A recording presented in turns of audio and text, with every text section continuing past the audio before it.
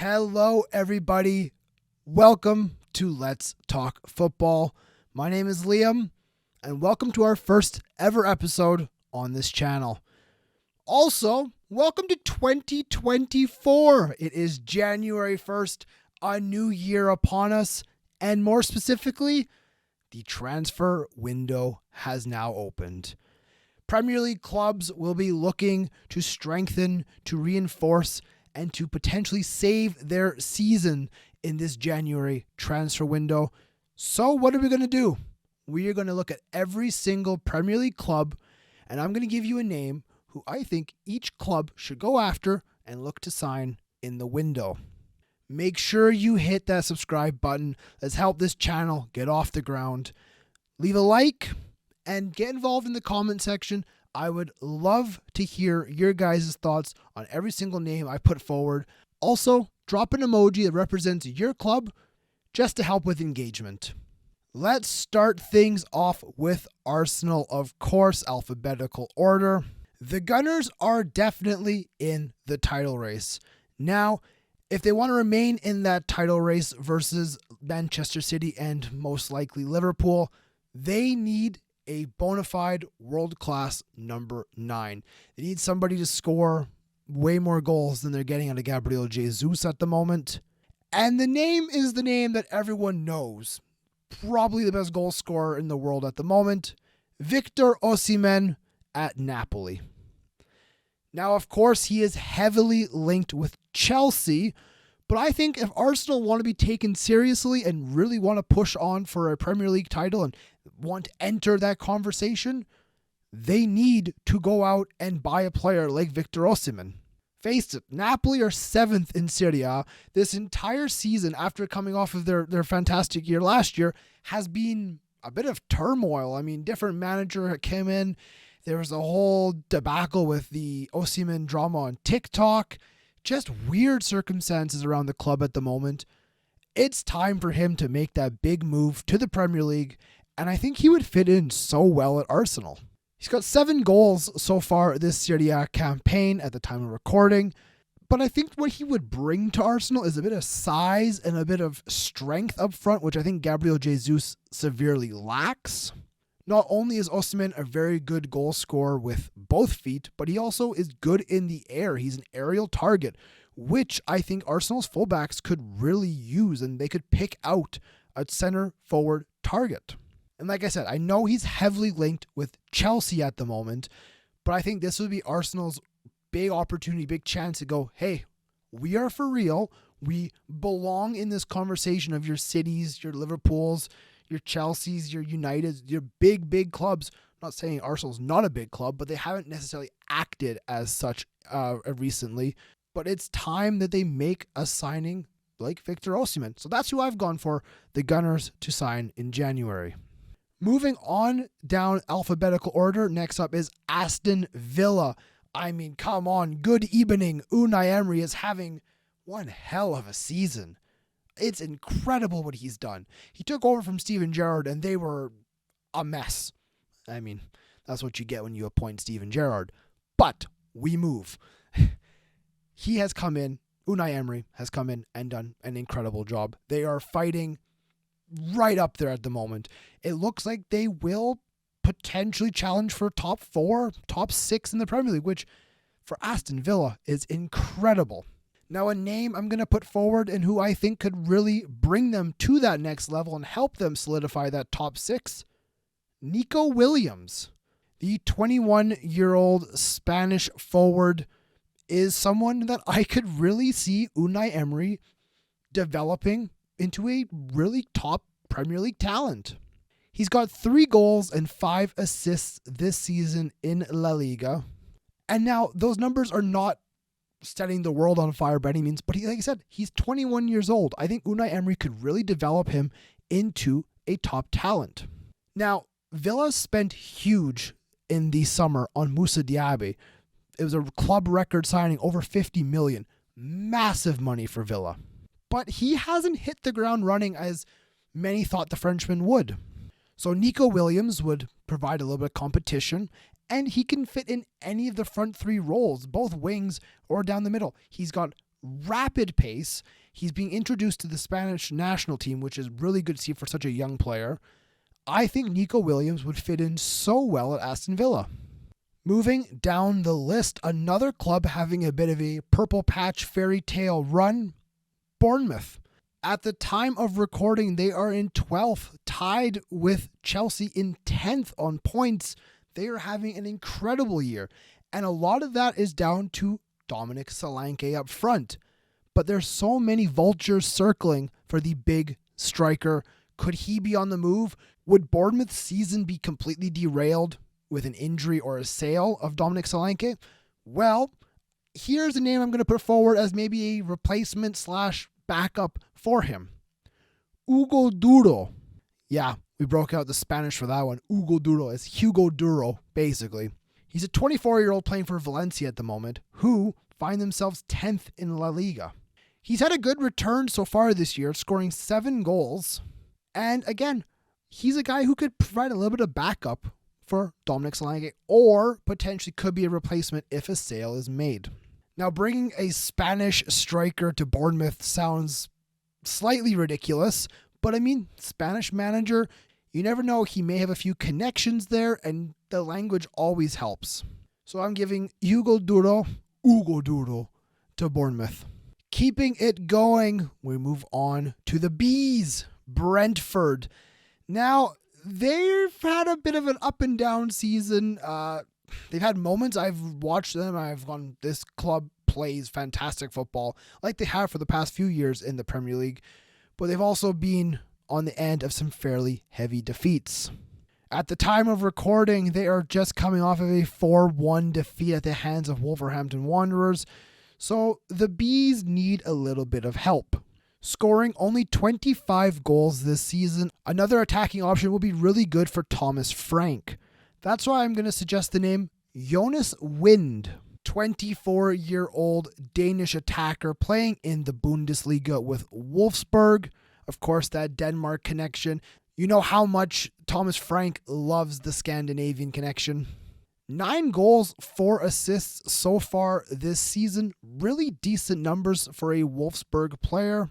And if we look at his time in Denmark with FC Copenhagen, he scored a good amount of goals. 46 goals in 113 matches. Decent return. He's a guy that could come in and really add to that attack lineup. I mean, at 6'3", he's a big attack option, aerial target. He doesn't necessarily replace Ivan Toney and the goals that he brought to Brentford, but I think he'd be an interesting option to see in the Premier League. I think Thomas Frank, again, with that Danish connection, could do really well with him. So I'm going to say Jonas Wind from Wolfsburg to Brentford. Time to talk about everybody's favorite Premier League team at the moment, Brighton and Hove Albion.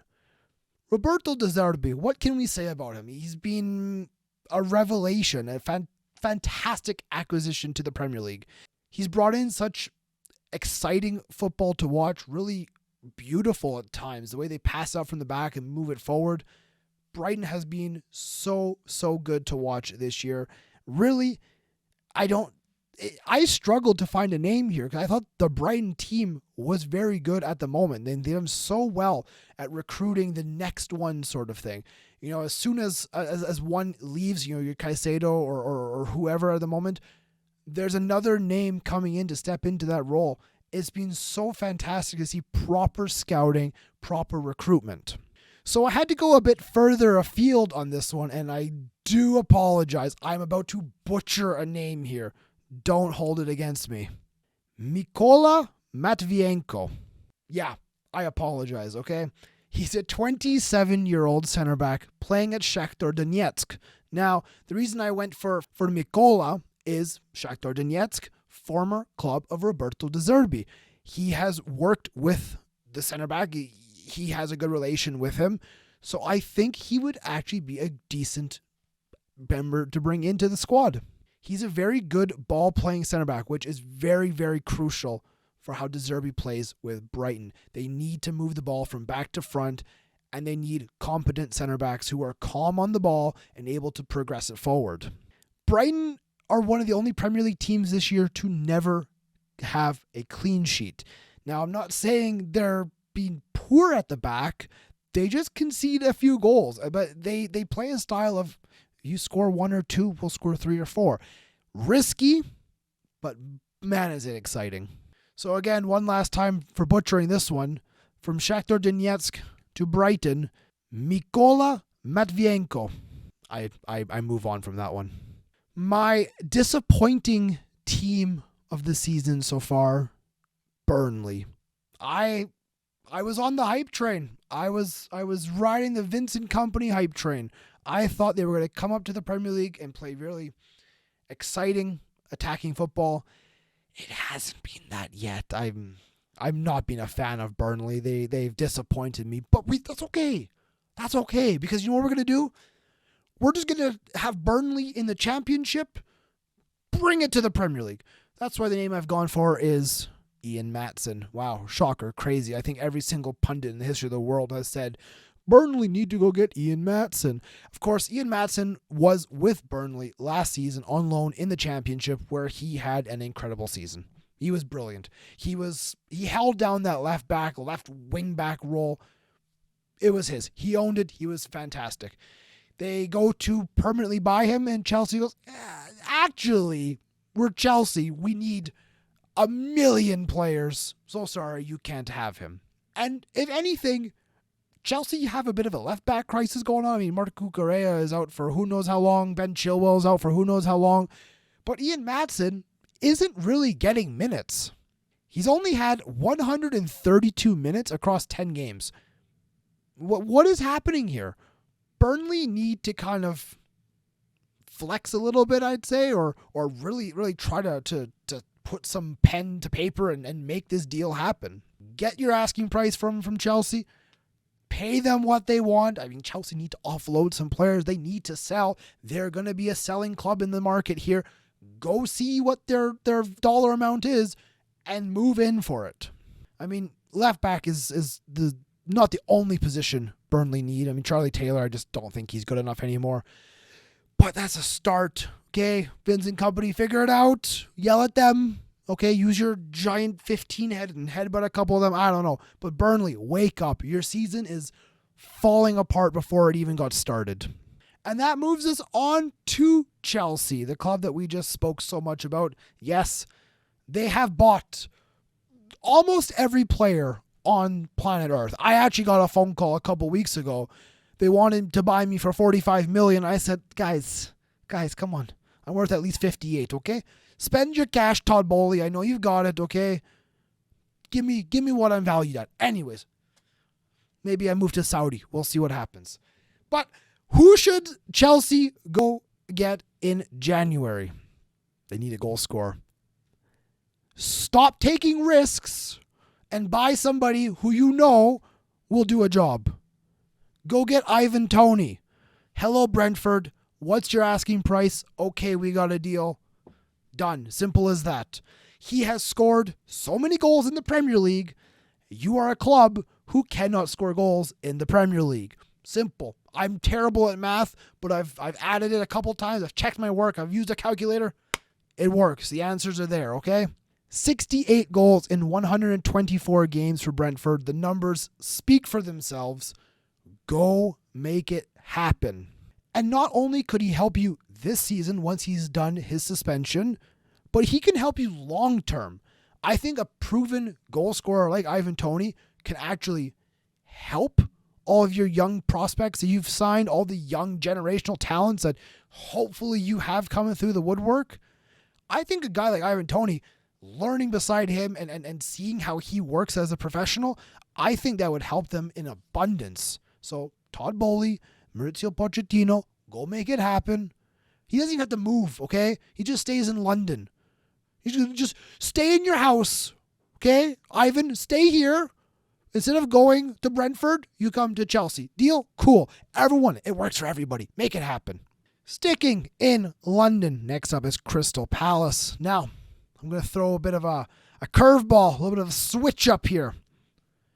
The person I think Crystal Palace needs to go after in the January transfer window is Steve Cooper. No player, okay? I know this is a January transfer window video. One player each club needs. I'm naming a manager. What are you going to do? What are you going to do? Nothing. It's time to go, Roy. It's been a great run. You've been a staple in the Premier League for so long, but it's time. I'm so sorry. The football Crystal Palace plays is not my favorite. I think it's a little old-fashioned. I think it's a little boring at times. I'm not saying that you have the greatest squad in the Premier League, but you do have a lot of good young players there who I think you're not getting the best out of. I think Steve Cooper would get a lot out of those young players. We've seen what he's done at the youth level with England. He won a World Cup and he got to a finals of a Euro. That kind of speaks for itself. Get Steve Cooper in the door in January. He's available. He will get snapped up very quickly. A lot of teams would want him. Go get him. Tell him, SOS, save our season. Come on, let's get the ball rolling again. Crystal Palace is a fun, exciting club who should be playing fun, exciting, expansive football. Young talent. Steve Cooper does well with young players. Go make it happen. Steve Cooper to Crystal Palace. Let's move on to a manager that I really do actually enjoy, and for some reason I'm kind of looking like him at the moment. It's Mr. Gravel himself, Sean Dyche and Everton. They are up next. Everton, 10-point deduction, and I think all that has done has spurred them on to be more of a team than ever before. I think Everton play really not pretty football, but it's very effective at times. Sean Dyche gets the energy going. They get the crowd behind him, especially at Goodison Park, and they've plugged away. They're still not safe, of course. 10 points deduction will affect you, but at the time of recording, they just came off of a very decent match against Manchester City. Yes, they did lose 3-1, but it was a decent game where, for large parts of it, they were in it. They were controlling the game. They just couldn't capitalize. So a name who comes to mind for who Everton could add to their roster is Scott McTominay. He is out of favor at Manchester United, and I think he could really do a job for Sean Dyche. He's a hardworking midfielder who provides both defensively and can score a few goals. Not only does he have 5 goals with United this season, but in Euro qualifying with Scotland, with those guys, he's got 7 goals in qualifying from a midfield position. I think Scott McTominay would do so well under Sean Dyche in Everton. Plus, just getting consistent minutes I think would help him a lot. Just kind of really grow into that midfielder that I thought he would become for United. He just hasn't given the opportunity yet. But that's my name I'm putting forward. Scott McTominay to Everton. And then we move on to Fulham. Now, Fulham again, interesting season. Moments of greatness, moments of crap. They struggle to score goals at times, and then they go on and score 4. But I think the biggest concern for Fulham this season for me has been the goals they have conceded. They have let in 34 goals so far this year. That's not okay. That's not okay. And I think it's only going to get worse in the January transfer window because I'm fairly confident in saying that João Palhinha will leave Fulham in January and probably head to the Bundesliga with Bayern Munich. They were heavily linked in the summer. They did sign him to a new deal, but that doesn't mean anything if Bayern Munich are willing to pay. So I think a bit of a replacement in the defensive midfield position is what is required. And a man who's available is Calvin Phillips. Now I hear you scream, shock. What the hell did you just say? I hear you. At the time of recording, Calvin Phillips looks to be heading to Juventus. There's an offer on the table for him. Newcastle have also looked at the player. But Fulham, if you make an offer, Fulham, you never know. I think he's a midfielder who would, of course, really fit in and help your club. He's a high-quality England international who just hasn't got game time in Manchester City. That's okay. Not many players get game time at Manchester City. You have to be kind of decent to make their 11. But I think consistent minutes at a mid-table Premier League side would do a world of wonder for Calvin Phillips. and his hopes of getting into that England team for the Euros. Fulham have a bit of money behind them. I mean, come on, you got that AEW wrestling money. Toss a little cash at him. You never know. You might be able to tempt him to stay in the Premier League, to stay in England instead of moving abroad to Juventus. Maybe just stay here. Fulham are fighting for a decent position right now in the Premier League. Help us, solidify our midfield. There's a chance there. Calvin Phillips, head to Fulham.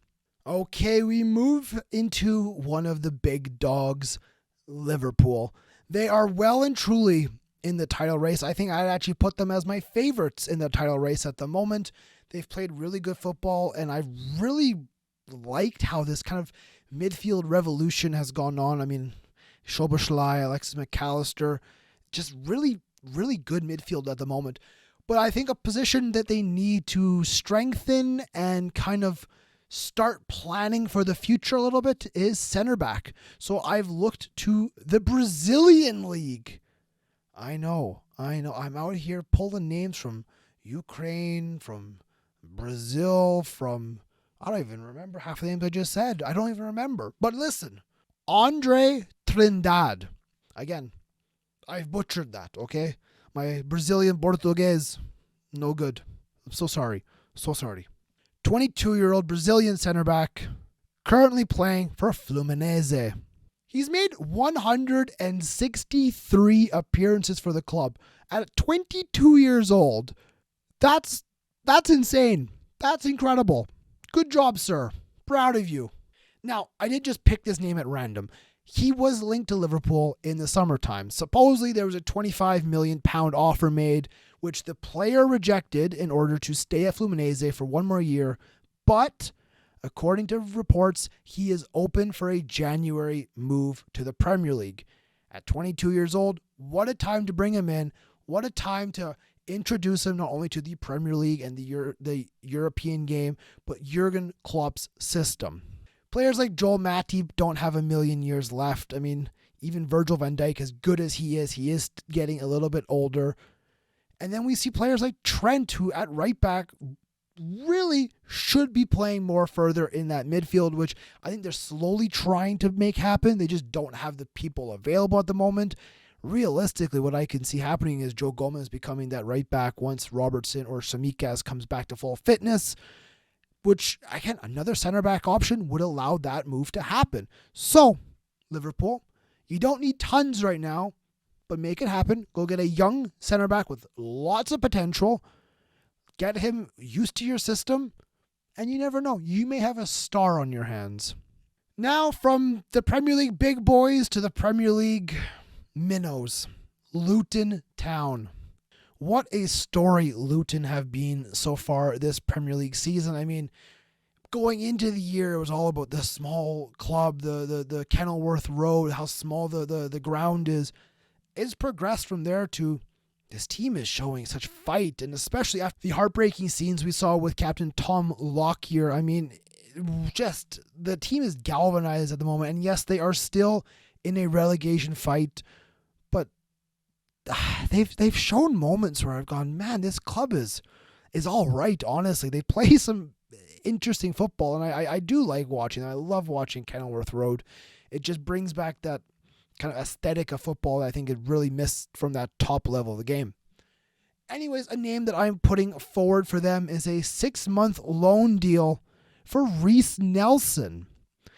The young Arsenal winger, he has not featured this season. He needs to get some game time if he wants his career to progress and go to that next level where he can get considerable and consistent minutes, potentially at Arsenal or elsewhere. But I think a 6-month loan deal at Luton would actually really benefit both sides. He's a quick, pacey, dynamic winger who I think could really add something to Luton's attack, bring something a little different. And for the player, again, like I said, consistent minutes, playing good football for what looks like an alright team. Moving from the small, we go back to the big. It's time for Manchester City. And another curveball on this one. I am suggesting Manchester City sign nobody. I know. Scream at me. What do Man City really need? Really? They don't need anything. Their starting 11 and their bench are perfect. They brought in Jeremy Doku, and he has been fantastic. He's injured at the moment, but he's coming back. Same with Kevin De Bruyne coming back and Erling Haaland coming back. By the new year, which is today, they are going to be back playing football very, very soon. So I think Manchester City don't need to really sign anyone, at least nobody of significance. I know there's a couple names coming out of South America, young players who they're looking to maybe sign and then immediately loan back to their club. I could see, a couple. The next one, your Julian Alvarez was a success, so why not keep that going? A name I'm going to put out there for who I think they should really start to look at and talk to for the summer transfer window is Alphonso Davies. Edmontonian myself, same city Alphonso Davies is from in Canada. I think he would actually bring so much to Manchester City's team. Left back, they use Nathan Ake a lot too. He's done very well, but I don't think Nathan Ake is a left back. He's filled in and he's fit in. He's done a great job, especially under Pep's system. But could you imagine an attacking fullback on either flank? The pace that Kyle Walker has on that right back side, Alphonso Davies is just as, if not quicker. That attacking option would be even more for teams to not be able to handle when they play Manchester City. So that's a name for the future for the summer transfer window. I know he's linked to Real Madrid very heavily right now, and he's in a good place at Bayern Munich. But Manchester City, go get him. I want to watch him in the Premier League, okay? Please, you have the money. Just go do it. Moving across Manchester, it's time for Manchester United. Ah, my God. You'll learn very quickly on this channel. I'm not a Manchester United hater. I just like to call them out because, quite frankly, this is a club that deserves to be called out time and time and time and time again. They consistently don't perform to where they should be performing to. Now, let's start a bit of a revolution at the back, just like I talked about Liverpool. It's time to clear dead weight. It's time to get rid of these old players. It's time to get rid of people who are not good enough, and let's find young replacements. 23-year-old center back Jean-Claire Todibo. He plays in Ligue 1 with Nice, and that is the little interesting spot there. Nice are also owned by Ineos, I-N-E-O-S, who just bought a stake in Manchester United. They are partial owners of the club. So a little bit of a connection there might help in the negotiations between Nice and Manchester United. Now, like I said, 23-year-old center back, United need to start moving on with players such as Lindelof, Harry Maguire, Rafael Varane even. Let's get those people out. Let's bring in the next generation, young players. Let's see what they can do. And let's start trying to transform this club. The potential is there. The players are there. There just needs a little bit more. They need a little bit more, a couple more of those puzzle pieces before the picture is complete. I think Todibo would be a really good option. I know he is heavily linked right now to Tottenham. But I think, like I said, with that ownership connection, I wonder if they could kind of steal him away at the last minute sort of thing. Plus, they have the cash. They will spend for it.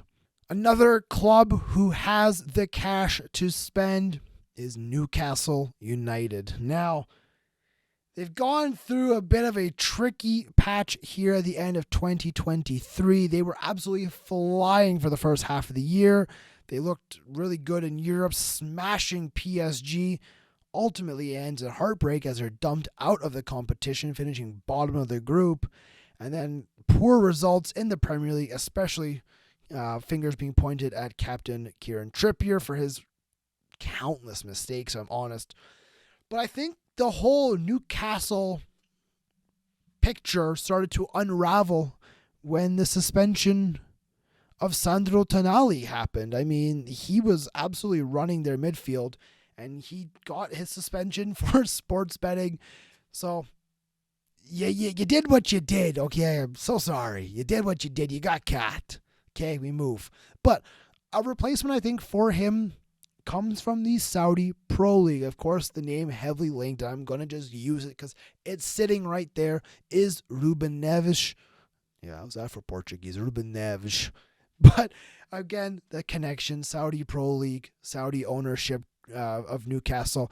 It's sitting right there. It's a player who would do well at Newcastle. I wouldn't say a permanent move. I'd say a 6-month loan deal just to the end of the season and head back to Saudi Arabia. But I think it's a player that should look to come back to the Premier League for some minutes. I mean, I know he's gone to Saudi for obvious reasons, but he is a very good footballer who deserves top football, and that is the Premier League. He was majestic with Wolves, and I think he would fit in so well at Newcastle. And we're going to keep a bit of a Portuguese connection here as we move to Nottingham Forest. Of course, Steve Cooper is out. Nuno is in, the Portuguese manager. So I think let's give him a Portuguese player.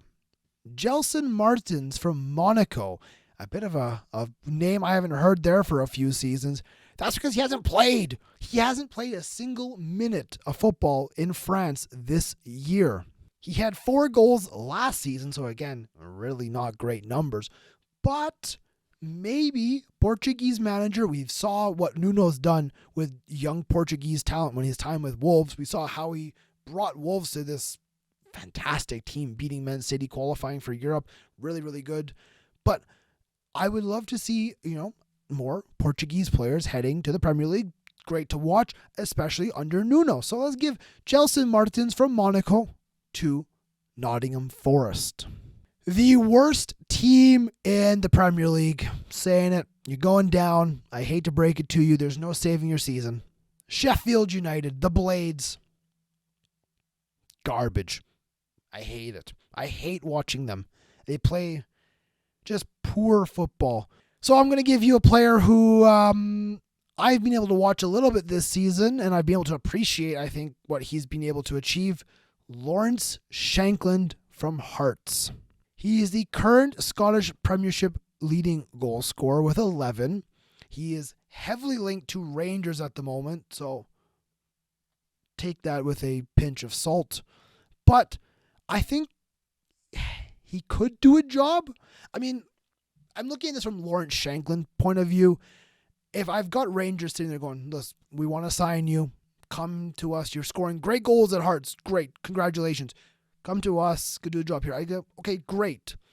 But what you're paying me at Rangers versus what you're going to be, versus what Sheffield United could pay me both in the Premier League and in the Championship, because that's where you're going, is going to be considerably more. So I think that for a selfish note, if I'm Lawrence Shankland, I would want that move to happen. Now, why would Sheffield United want Lawrence Shankland? Well, like I said, he's scored 11 goals in the SPFL. There's a chance he could come in and score 6, 7, 8, 10 goals for the remainder of the season in the Premier League. It's worth a shot. At the end of the day, you're going down. I think Lawrence Shankland could do a job in the Championship. Try it. See what happens. Ultimately, I don't care. You're going down. No one cares about you, Sheffield. I'm so sorry. Keeping. We're weaving right now. We're making a big blanket or something. Keeping the Scottish connection. We move to our next club, Tottenham Hotspur. Ange Postecoglou. I'm going to call him the GOAT. It just is, okay? Don't yell at me. I love Ange. I mean, my God, what a guy. But I think he needs a new center back. Tottenham are not the strongest at the back, and I know that is the Ange Postecoglou system, but I think also the players are just not the best. They have told Eric Dyer he is free to leave. Mickey Van de Ven is out injured for a considerable amount of time. Romero is suspended every other game, as how he is. He wants to fight everybody. So the name I'm putting forward, unfortunately, is Cameron Carter-Vickers, the Celtic center back. Of course, he worked under Ange Postecoglou, and he was brilliant under Ange Postecoglou. He was the greatest defender in Scotland by a country mile. He did very well in Europe as well. I thought every time I watched him, he was calm. He was cool on the ball, able to pick a pass, and he had good pace to catch up when there was a mistake made. I think he can make the move back to Tottenham because he did arrive at Celtic from Tottenham.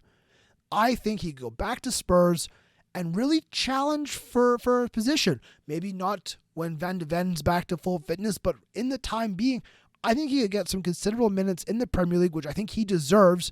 The USA International, I think he deserves Premier League minutes. And bring him to Spurs. Bring Jota as well.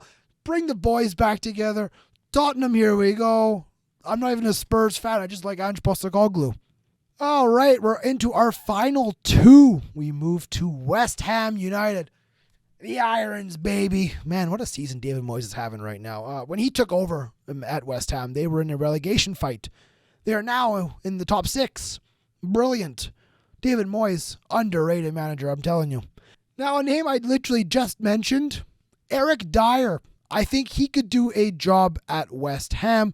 I think they need another center back option. Ogbonna is 35 years old, getting up there in age. And I think a decent ball-playing center back in Eric Dyer could do a job under David Moyes. Nothing fancy, nothing flashy, get the job done sort of thing. Now, I know they're also linked with Harry Maguire, who, yes, I think would also do all right at West Ham, but I think he comes with a bigger price tag. I think he'd ask a little bit more money, even like a weekly salary. So I know money is not the biggest issue because you're a Premier League team. You've got billions in the bank. You're okay. But I mean, Eric Dyer, younger option, I think he would do more than all right. He's only 29 years old, which is not that old for a Premier League center back. You get 5 to 6, 7 years still out of him. I think you can. I think Eric Dyer would do well at West Ham. And I think I've saved the best, maybe the most ridiculous, for last. Wolverhampton Wanderers. Gonna bring back our good friends, the Saudi Pro League. Saudi Arabia is calling, and Jose Sa is the name on their lips. Supposedly the Wolves keeper is a want for the Saudi Pro League, and he's considering it. Now, whether that will be in January or the summer, that is yet to be seen. But let's talk about a goalkeeper who is somewhat available and could do a fantastic job for a team who's sitting mid-table right now and playing good football. The name is Aaron Ramsdale. You may have heard of him. He's currently at Arsenal, of course, and he's being frozen out by Mikel Arteta. And I don't know why, because I think Aaron Ramsdale is a very good goalkeeper. We've seen what he did at Sheffield before his move to Arsenal, and then first season with the Gunners, I thought he was very, very good. So why not get minutes as a number one with Wolves, playing good football, playing out from the back like you can? You're capable with the ball at your feet, Aaron Ramsdale. And maybe, just maybe, you can be England number one at the Euros. I think you're in the conversation, but you need to be playing to be England number one. It's audacious for sure. Would he take a step down from Arsenal to Wolves? I don't know. It's a big ask. But put the money on the table, see what he says. You never know. I don't think he'd want to sit on the bench for the remainder of the season at Arsenal, even if there's potential of him getting minutes and getting game time. I don't think he wants that. I think he's been kind of disrespected, if I'm honest, at Arsenal, and I don't understand why. I don't understand what the reasoning was by Mikel Arteta. But yeah, definitely the most ridiculous one, saved for last. But that was one name for every single Premier League club for the January transfer window. Now, like I said, I want you involved in that comment section. Tell me who you agree with, who you disagree with, who you want your club to sign. And like I said, drop that emoji to represent your club. I would love that engagement. I would love to see who everybody follows and supports. Leave a like on this video. Subscribe as well. My name is Liam. This has been episode 1 of Let's Talk Football. We will see you next Monday. Goodbye, everybody.